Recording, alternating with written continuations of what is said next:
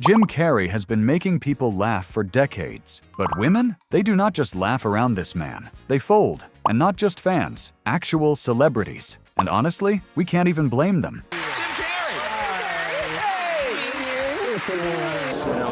What are you guys doing for Valentine's Day? Every day's Valentine's Day, man. Eating chocolate. Fashion Weeks, this is the first time I've run into Jim. Some women can't handle fire. Some can. No, this is my day. From talk show couches to red carpets to live TV, the same thing keeps happening. Jim shows up, acts completely insane, and somehow still leaves women smiling like they just got caught. I mean, I have. Hi, Ariana. Oh my God. She's crying. You've done it. Name was like at AIM. Remember when AIM was the thing? Yeah. It was Jim Carrey fan 42. First celebrity crush, Jim Carrey. Ariana Grande has performed for massive crowds and stood beside huge stars. But the second Jim Carrey's name enters the room, all that cool pop star energy disappears. Suddenly, she looks like every girl caught admitting her childhood crush. This is a good one. Who was my first celebrity crush? And Jimmy having to guess makes it even better. Ariana is sitting there with the answer all over her face. When she finally says Jim Carrey, it feels like a childhood secret she is way too happy to expose. I'll show you yours.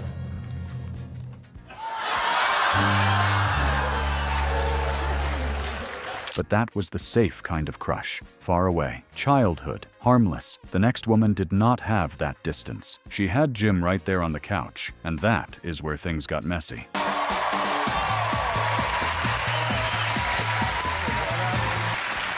Bear down. Bear down. By 2020, Jim Carrey was already a legend. But on Graham Norton, he still had that dangerous couch energy. Margot Robbie is smiling before he even does much, like she knows this interview could go off the rails fast. Hey, next. And I was like, Then Jim drops that Margot joke, and the couch instantly feels it. It is bold, messy, and weirdly flattering. Margot laughs, but her face gives her away. She tries staying cool, but the blush wins. Australia, and I wanted to talk to you because you're amazing and I'm so excited for you. Oh, it's thanks. incredible that you've gotten as far as you have with your obvious physical disadvantages. Unbelievable. Really, something's left to live. Wow. And it's, That is the Jim effect. The women keep looking over like they are waiting for the next little explosion. He is not being smooth, he's being strange, fearless, and somehow even harder to ignore. That was public chaos, but the next one feels more personal, because this time the woman beside him was not just enjoying the performance, she knew the man behind it. This interview has a totally different charge, because Jenny McCarthy is not giving polite celebrity laughter. She is standing beside Jim like someone who already knows his worst jokes, and still chose to show up. Every smile feels familiar. Every look feels like there is history behind it. Florida Insider. awesome. Great organization. I just want to know, what's the most important thing for people, like whether it's information or how to contribute? Is treatable. A lot of people think that it's a lot like Rain Man, just from what they know, and that there is. Even when the mood gets serious, Jenny stays hooked. She is not just waiting for his answer. She is waiting for the Jim version. She knows the madness is coming, and she still looks totally entertained. And also, we have to spend some time and really look at, at everything. We research. There's also money going, now starting to trickle towards environmental concern. But we can't, if kids disappear in the back. Then Jim does what Jim always does. He starts with an answer, then lets the joke hijack the wheel. Jenny does not look surprised. She looks like she has seen this exact switch happen 100 times, and somehow it still works on her. Here. What are you guys doing for Valentine's Day? Every day's Valentine's Day, man. Eating chocolate. Nice. Thank you. Have a great I night. almost said something horrible. But if that clip showed Jenny standing beside him, the next one showed Jim talking about her when she was not even there. And somehow, that made the romance feel even more obvious.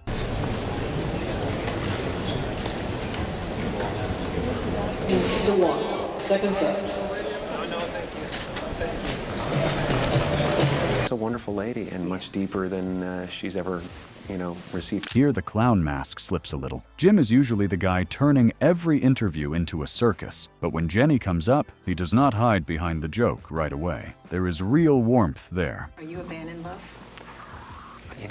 I don't like to flash those words around in public. They're for her, so, but I am having a wonderful time, yes. The host brings up how openly Jenny spoke about him, and Jim makes it clear this was not just some red carpet fling. For once, the wild guy sounds grounded. No big act, just affection. Is that because she talked about you in such affectionate ways? Yeah, well, obviously it goes both ways. She is a person who is very much about encouraging the best in me, and I... Then marriage comes up, and classic Jim returns. He turns commitment into a punchline, says they are never getting married or divorced, and somehow makes it sound romantic. That was someone else. So when you and Jenny went to Tom Cruise's wedding, were you thinking, oh, I should do this? No. We're never getting married. No? You just don't know what you'll be spinning in space. People need to lock things down. But no, we're never getting married, but we're never getting divorced, which is fantastic. So yes, the women who knew him were clearly affected, but even strangers were not safe. Put Jim on a red carpet, give someone a microphone, and suddenly the interview starts fighting for its life. One of them. On the good foot. Ha! Yeah. You shut her down now. Icons inside. Celebrating icons. Boy, that is just the absolute lowest. At New York Fashion Week in 2017, the reporter spots Jim like she just found the rarest man in the room. She comes in excited. Jim comes in like trouble with a microphone. Yes. What? I've covered a lot of fashion weeks. This is the first time I've run into Jim Carrey. Wait. Then he starts roasting the whole event while standing inside it, and somehow she still cannot look away. She looks confused, but also completely locked in. That is the dangerous part.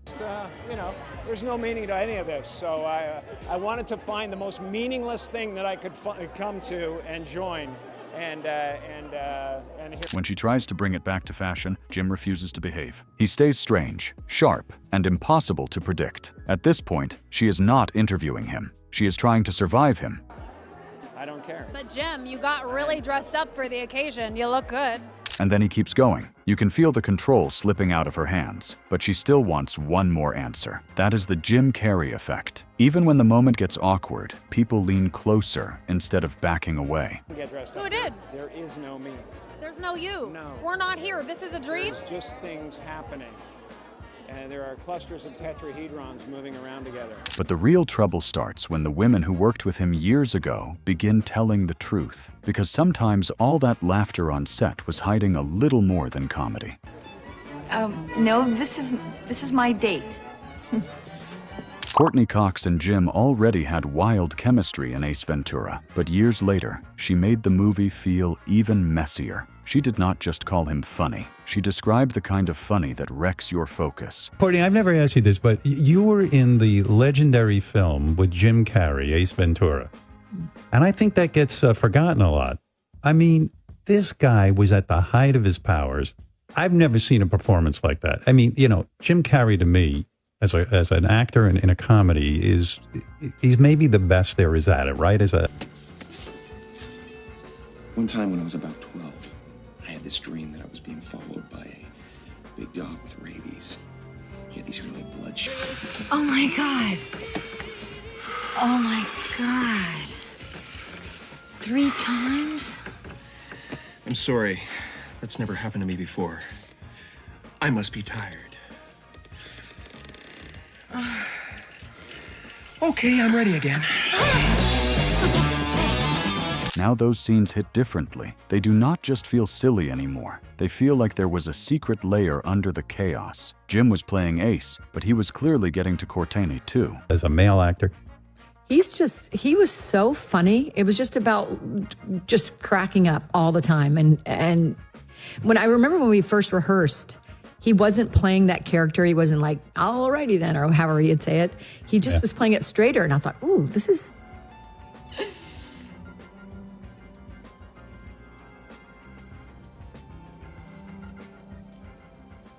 Then Howard asks the real question, and the room gets instantly spicy. Jennifer starts giggling like she knows the answer already. Courtney dodges for a second, then finally admits there was a crush.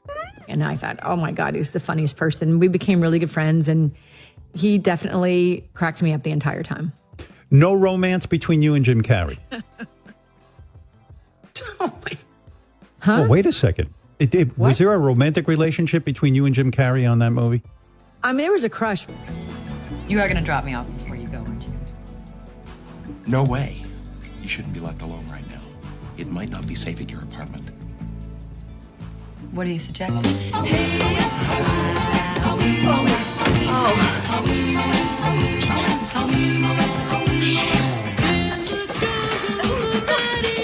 And speaking of Jennifer, she was not just laughing from the side during that confession. She had her own Jim Carrey moment too, and this one came with full romantic comedy energy.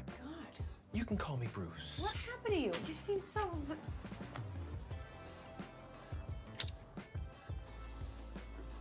happy. Why shouldn't I be? During Bruce Almighty promo, Jennifer Aniston talks about Jim with that easy, glowing kind of praise that does not feel forced. She is not overselling the movie. She sounds like someone who genuinely enjoyed being thrown into his madness. And with Jennifer, that says a lot. A joy to watch. And it is pretty miraculous to watch his process. See how he gets. The behind-the-scenes clips make it even clearer. This is not stiff promo chemistry. It is loose, playful, and a little too comfortable. Jennifer is a comedy star herself, but around Jim, she still looks ready for trouble. Intention here, and they're gonna feel something. I've never seen the moon that big. We really shouldn't waste. Bedroom? Jennifer kept it sweet. The next one did not bother hiding behind safe words. When asked about Jim, she went straight for the obvious answer. With anything. Tell me what's happening! Well, you're having a nervous breakdown. That's what's happening. On Watch What Happens Live, Andy Cohen brings up Jim during a co-star game, and Laura does not even pretend to play it safe. She goes straight to handsome, then says it again, like she means it. Tell me the first thing that comes to your mind. Uh-oh. Danger zone, yes. Jim Carrey. Jim Carrey. Then it gets even better. She says his appeal was not just looks, it was his energy, even when he was still. For Jim Carrey, that is wild, because this man built a career on moving like a cartoon. But apparently, even quiet Jim had power. Yeah, interesting. He was what I loved seeing him on set when he was really still. Because we think of him as moving all the time. Right. And every once in a while I would turn my head and he'd just be sitting in a chair reading. And when he was just still, there was like a 1940s, like incredibly appealing, handsome quality that would come through. It's really... So first he is handsome, then he is magnetic. But with the next co-star, the praise gets softer, warmer, and way more suspicious. Misses. He honestly never misses. It's extraordinary. During the Me, Myself, and Irene press run, Renee talks about Jim with a little extra glow. This is not boring co-star promo. She sounds like someone who got hit with the full Jim Carrey effect and never fully recovered. I mean, in watching Jim, who is masterful at this, who is never... Then the praise keeps coming. She talks about his talent like he is not just funny, but dangerous up close. From far away, Jim looks like chaos. But Renee makes it sound like the chaos has a plan. It's with it, because you really do have to put it in there. It's there, but you have to bring it to life, and he does it magically. And then her smile does the real talking. The interview suddenly feels warmer than normal movie promo. Maybe it is sweet respect, maybe not. But knowing their history, that little smile is doing way too much. Because I think he's such an amazing person, and I'm so proud of who he is as a person, and I love him so much.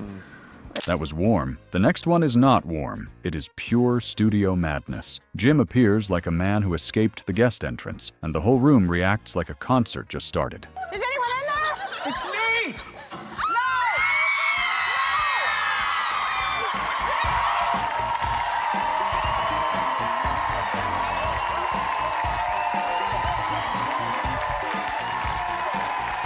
Jim Carrey does not enter like a normal guest. He crawls up like the show opened a trap door to pure chaos. The audience is already screaming, and Ellen looks like she knows control is gone. It's just madness. I know. But it's just a style choice, really. Yeah? Yeah, same reason. Had you I'm shaved the rest of my body. Completely. Then Ellen asks about his beard, and Jim takes the answer somewhere daytime TV was probably not ready for. The joke is not just the line, it is Ellen's face after he says it. She looks amused, shocked, and weirdly impressed that he took it there so fast. It's fantastic till it starts to grow back. Yeah. It's a little itchy. You see me?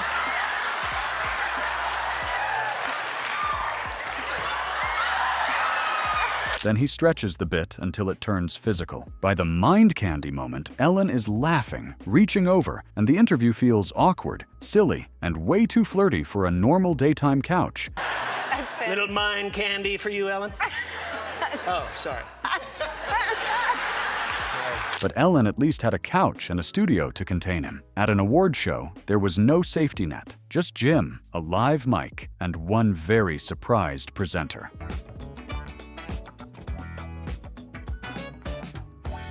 At the 1997 MTV Movie Awards, Alicia Silverstone walks out to present, and Jim is already in full danger mode. The second he reaches the stage, the whole thing stops feeling routine. It becomes pure, messy 90s live TV.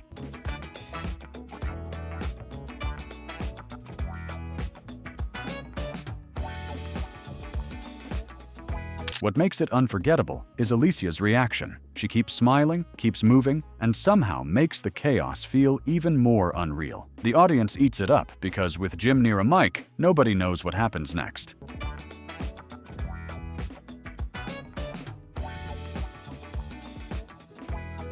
Then Jim gets the mic and somehow makes it worse. He looks proud, ridiculous, and fully aware he just turned a simple award handoff into another Jim Carrey headline. Bad. But if MTV was public chaos, this next one gets dangerously personal. Some women laughed, some blushed, and one girlfriend gave details nobody asked for, but everyone definitely heard. I'm good. Your boyfriend was here recently. So I heard. Jim Carrey has the craziest beard going. What's happening with him? You know, can I tell you a conversation? Everywhere we go, people are asking me. And just when you think the girlfriend interviews cannot get any less filtered, this one walks in with zero shame. This is not shy, careful, red carpet praise. This is someone saying the private part out loud and somehow still making it sound like she is bragging. Oh, if he grew 5 arms, I would still love the man. I think it's sexy. Then it gets way too specific, way too fast. Suddenly, everyone knows she has seen the off-camera version, and that is what makes it perfect. She is teasing him, exposing him, laughing through it, and still making it painfully obvious she is into him. You'd be surprised. Because there's so much hair here, I thought there'd be more hair down everywhere else. And I'm surprised there's a little barren everywhere else. Right? You think it'd be a hairy beast, hairy butt, back, nothing. So it all went there. All of it's there. I started asking people what I should get Jim for Christmas. Because really, what do you get the man? Maybe a razor. I don't know.